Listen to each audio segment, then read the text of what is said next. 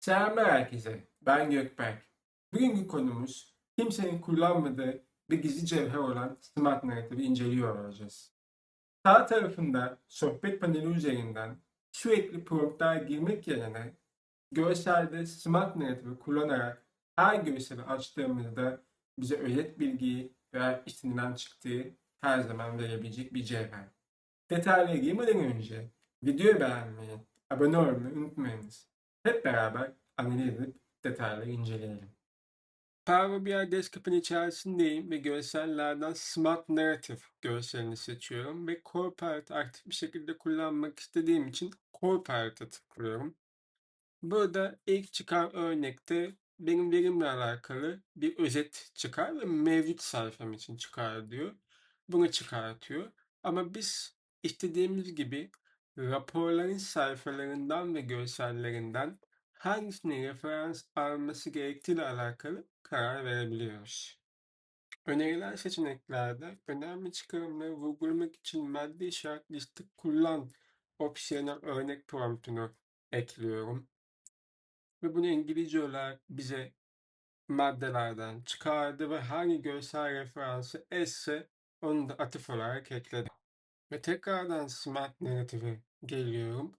İstediğim dilde de özet çıkartabilir. Örnek olarak Türkçe olarak açıklama yapmasını istiyorum. Ve artık maddelerimiz aslında Türkçe olarak açıklanacak şekilde bize Smart Narrative çıktımızı verdi. Bölgelerden tüm gelirleri ve tahminlemeleri ver diyorum. Tahminleme benim verimde olduğu için çıkartıyorum.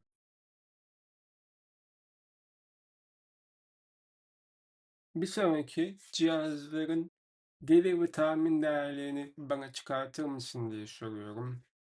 Bir sonraki örneğimizde şu anki mevcut raporda bir özet istiyorum çünkü patronum hemen istiyor. Bana önemli madde çıkarımlarını şu anki raporda bana ver diyorum.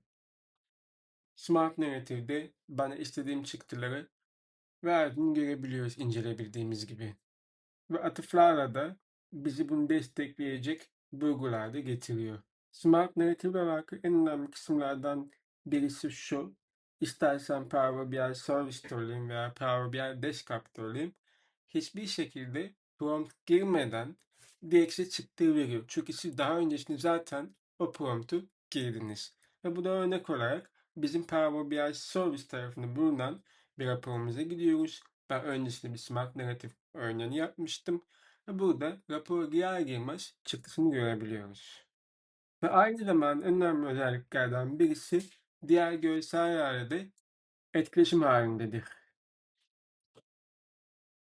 Ve bu etkileşimi de Power BI Service'te başarılı bir şekilde bize göstermektedir.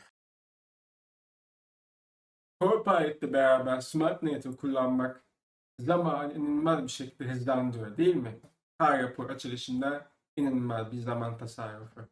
Eğer videoyu beğendiyseniz videoyu beğenmeyi, abone olmayı ve fikirlerinizi yorumlarda belirtmeyi unutmayınız. Bir sonraki videoda görüşmek üzere.